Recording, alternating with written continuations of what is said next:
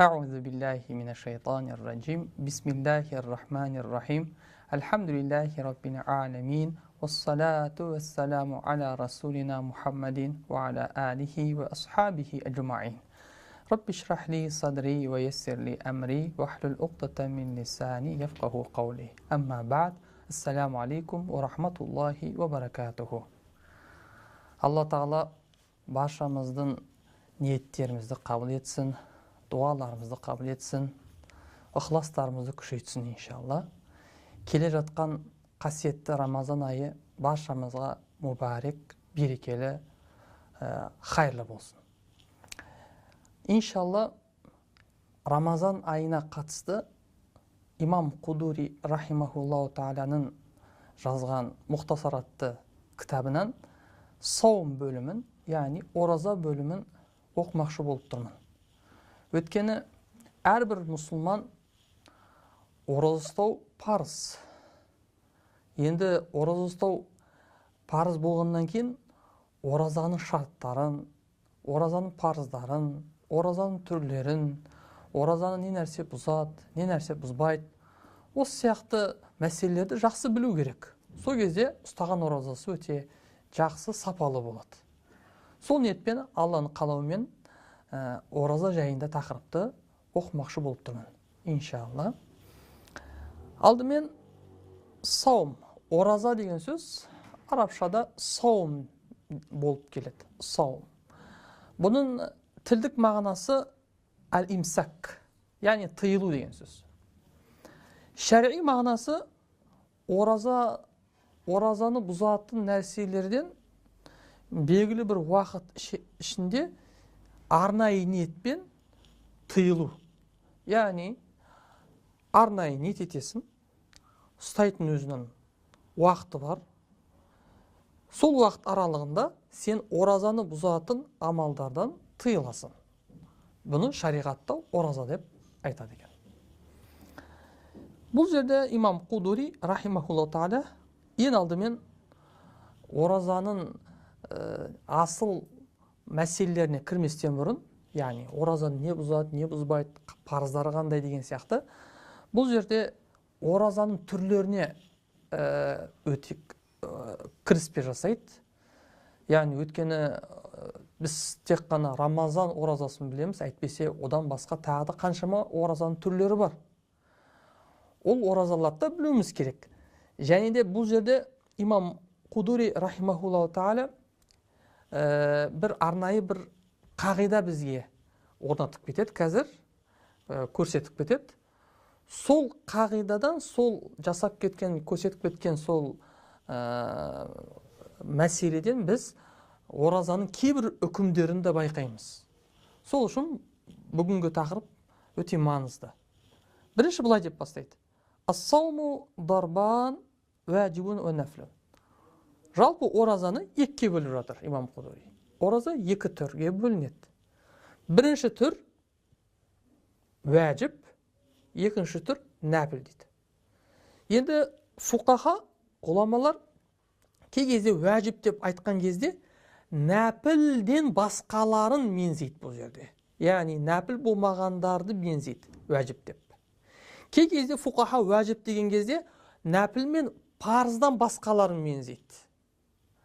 Бұл жерде имам Кудуридің мақсат еткен мағынасы вәжіп және нәпіл деген кезде, яғни нәпіл болмаған оразаның түрлерін айтып жатыр, вәжіп деп. Сөйтіп, оразаны былай бөледі. Нәпіл ораза бар, және нәпіл болмаған басқа да оразалар бар деп екіге бөледі. Бірінші осылай. Сосын фәл вәжіб, енді вәжіп болған ораза, яғни нәпілден бөлек, нәпілден басқа оразаның түрлері дарбани, олар екіге бөлінеді. Қалай бөледі имам Кудури бұл жерде? Шынымен де біз оразаларды дұрыстап зерттеп, бүкіл оразаның түрлерін қарап көрсек, кей оразалардың уақыттары белгілі екенін аңғарамыз. Өзінің арнайы бір уақыты бар.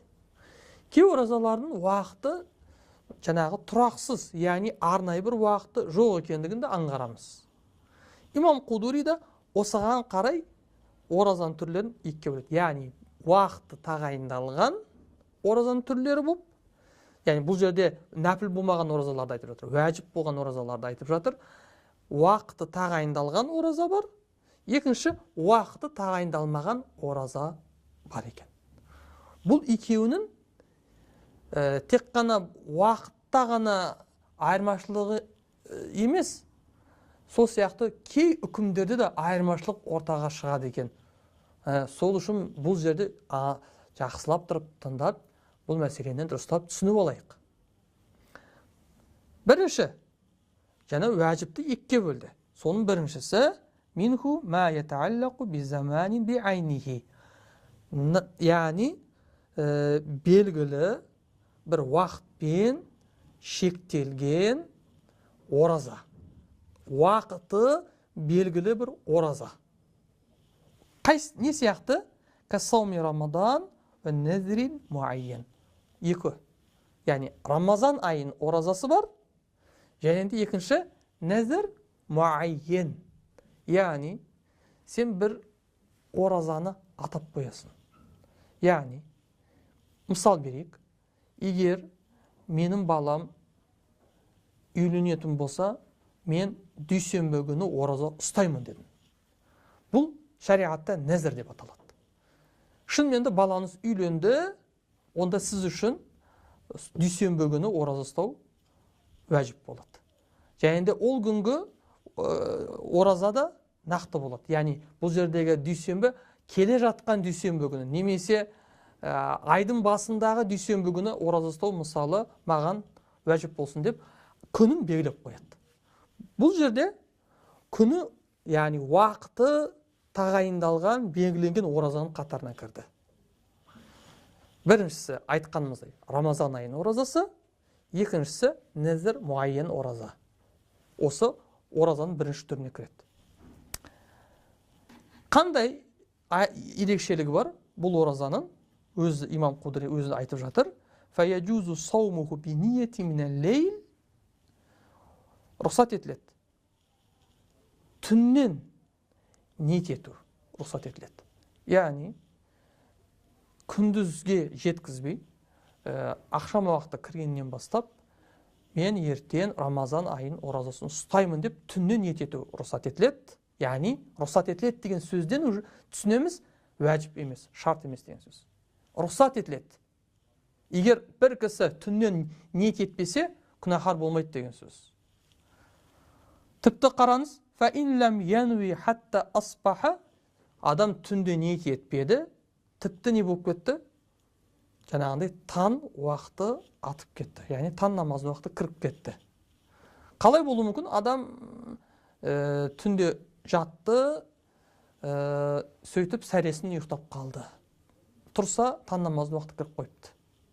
Ешнәрсе етпейді. Әджзаатху ан-ниету. Ниет оған жеткілікті. Ма бәйнаху бәйна зауал. Яғни фажр мен таң намазының уақыты мен завал уақыты. Бұл жерде завал сөзінен мақсат ғұламалар айтып жатыр. Мысалға имам Мейдани шарх қылып жатыр. Нисфун нахар дейді. Күндіздің ортасы. Яғни истиуа уақыты. Күн дәл төбеде. Тал төбеде. Тұрғанша дейді. Яғни біздің мәшһүр макрух уақыты дейміз ғой. Сол макрух уақытына дейін истиуа уақыты дейміз. Күннің дәл төбеде тұрған уақыты ғой. Сонда фажрдан бастап истиуа уақытына дейін ниет ете алады екен. Егер әрине ол жерде ешқандай бір ішіп жемеу керек. Мысалы кісі сәресіне тұра алмай ұйықтап қалды, тұрса таң намаз уақыты кіріп қойыпты, не істей алады? Истиуа уақытына дейін ниет етсе, ниеті рұқсат етіледі, ниеті дұрыс болып есептеледі екен. Міне айырмашылығы осы. Бұл бірінші оразаның түрі, яғни уәжіп болған оразаның бірінші түрі, уақыты тағайындалған ораза. Екінші ораза, оддарбу сәни, екінші ораза, ма ясбуту фи зиммати. Адамның мойнына қарыз болған оразалар. Яғни қарыз оразалар, қазір көреміз оның түрлерін. Ондай оразаларда уақыт тағайындалмайды. Қай уақытта ол оразаны өтесен, саған рұқсат етіледі, жайыз деген сөз. Не сияқты? Кақадаи Рамадан. Бірінші, Рамазан айының қазасы. Адам Рамазан айында ораза ұстай алмады, немесе ораза ұстап жатып, оразасын бұзып алды, қаза болып қалды оразасы. Онда ол оразаны, яғни макрух болған 5 күн бар, айт күндері, яғни Рамазанның бірінші күні, Рамазан айттың бірінші күні, сосын Құрбан айттың 4 күні болды, 5 күн. Бұл 5 күннен басқа уақытта кез келген күні ол оразаны ұстап берсе, қаза өтелді деген сөз. Яғни саған арнайы уақытты ешкім белгілемейді. Бұл уақыт белгісіз. Рамазанның қазасы. Екінші ораза вама афсадаку мин нафл. Адам нәпіл ораза ұстап жүріп, нәпіл оразасын бұзып алса, онда оның қазасы да уәжіп болады. Бірақ қай уақытта оны қазасын өтейсің, саған арнайы бір уақыт берілмейді. Өзің білесің, әйтеуір өлгенше дейін оны ұстап бітірсен болды деген сөз. Ол екінші. Үшіншісі нәзір мұтлақ. Нәзір мұтлақ. Яғни уақыты тағайындалмаған, уақыты белгіленбеген бір нәзір. Қалай? Мысалы, бас жағында бір мысал бердік қой. Соған ұқсас бір мысал. Егер менің балам осы апта үйленетін болса, мен ораза ұстап берем дедім. Бірақ қай күні ұстап берем деп айтқан жоқпын. Жалпы ораза ұстап берем дедім. Шынымен де балам үйленді, ол кезде маған ораза ұстау, бір күн ораза ұстау уәжіп болады. Бірақ қай күн? Ол жерде уақыты белгіленген. Бірінші нәзір, ол нәзір муайен, уақыты белгілі. Егер бұл апта менің балам үйленсе, айдың басында бірінші дүйсенбі күні ораза ұстап берем дедім ба, онда сол күні, дәл сол күні ораза ұстау маған уәжіп болды. Бұл үшінші. Төртінші, каффарат оразалары. Сөйтіп, бұл уәжіп болған оразалардың екінші түрі, яғни уақыты белгіленбеген уәжіп оразалар. Бірінші, Рамазанның қазасы. Екінші, нәпіл ораза ұстап жүріп бұзып алған оразаның қазасы. Үшінші, мұтлақ нәзір оразасы. Сосын каффарат оразалар. Мысалға, Рамазан айында әдейі ішіп жесе, каффарат керек болады. Немесе тағы да басқа каффараттың түрлері бар. Ораза каффараттары бар. Солардың біреуі. Мысалы, болды 4-еу. Енді мынандай бір сұрақ туындайды. Жарайды, осы екі оразаның арасында қандай айырмашылық бар? Біз айтамыз, бар айырмашылық. Фәлә яджузу илля би ниети минал лейл. Бұл айтылған екінші оразаның түрінде тек қана түнде ғана ниет етілсе, сол кезде ғана сахих болады. Яғни Рамазанның қазасы, нәзір мұтлақ, нәпіл ораза ұстап жүріп бұзып алған оразаның қазасы және каффарат оразасы. Егер түннен ниет етпесе, онда болды деген сөз. Ораза, сол күні ораза ұстай алмайсың деген сөз. Ал бірінші ораза, яғни Рамазан оразасы және де нәзір муайен оразасында түннен жасасам болады. Керек болса, егер түнде жасай алмасан, әрине бұл абзал, бірақ түнде жасай алмасан, онда әйтеуір истиуа уақытына дейін ниет етіп үлгерсен, ниетін қабыл етіледі деген сөз. Мысалға мен нәзір қылдым, муайен нәзір, дүйсенбі күні аптаның басында ораза ұстаймын дедім. Нәзір еттім. Яғни бір нәрсемен байладым. Мысалы, егер менің ісім жүріп кетсе, мен аптаның басында дүйсенбі күні ораза ұстаймын. Ісім жүріп кетті, альхамдулилля, онда мен сол күні ораза ұстауым керек. Сөйтіп, дүйсенбі күні келген кезде, дүйсенбіге қараған күні, яғни түнде, мен ниет етпей кеттім. Таң намазы кіріп қойды. Ұмытып кеттім. Немесе, сол кезде таң намазында оқып тұрған кезде есіме түсті, мен бүгін ораза ұстауым керек еді ғой. Ұмытып кетіппін. Ішіп жемесем, сол жерде бірден мен ораза ұстауға ниет еттім деп, ниет етіп ораза ұстап кете беремін. Неге? Өйткені бұл уақыты белгілі. Нәзір муайен. Яғни оразаның бірінші түріне кіреді. Ал уақыты белгілі болмаған Рамазанның қазасы, каффарат оразасы, мұтлақ нәзір оразасы, мысалы олай емес. Егер түнде ниет етпесен, күндіз уже не істей алмайсың, ниет ете алмайсың, ниетін сахих болмайды деген сөз. Ол бір. Бұл екі оразаның арасындағы айырмашылық, ниет мәселесінде айырмашылық.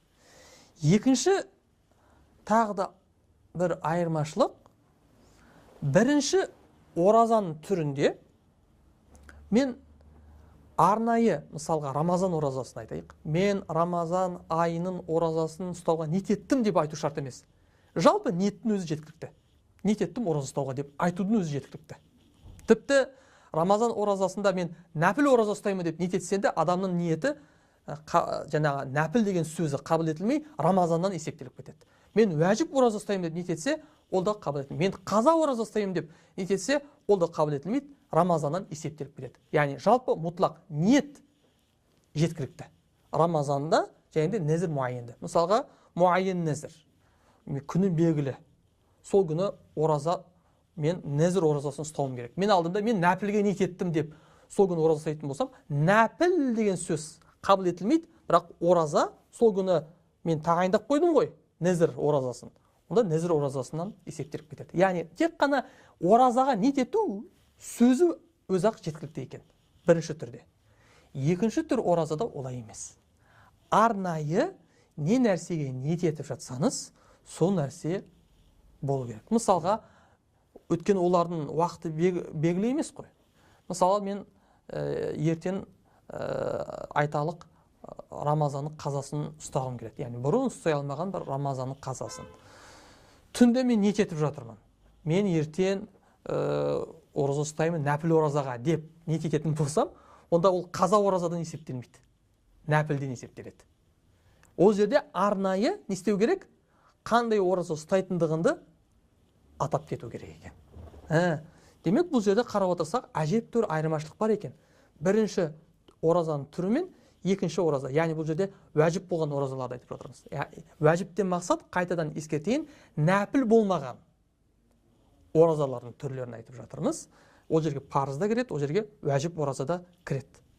Өйткені Рамазан айының оразасы парыз екен білеміз. Мысалы, бұл жерде уәжіптен мақсат нәпіл болмаған ораза. Сонда уақыты тағайындалған оразаларда мен түннен ниет етсем де болады, немесе істеу уақытына дейін ниет етіп үлгерсем де сахих болады.